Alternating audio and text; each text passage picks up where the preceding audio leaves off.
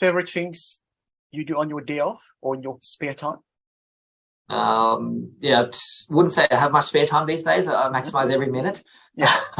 But running is definitely something that I love personally. I've probably picked up running for the last 8 or 9 years now and just love it. So I'm a run director myself with Park Run. So we hold 5K events every Saturday.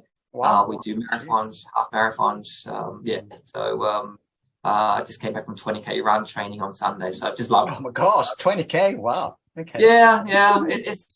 It's not something that's everyone's favorite pastime, but it's just crazy. The busier we are, I find the more active I am, either at the gym or running, I feel more energized. So I can do more in my time. So it sounds crazy, like an oxymoron, but the more I run, the more energy I get and the more business I get out as well. So Wow. It's fine. I may not be forever now, but yeah, exactly. I guess running is not for me, definitely, especially 20K. Probably not. I can't even struggle to do 2K.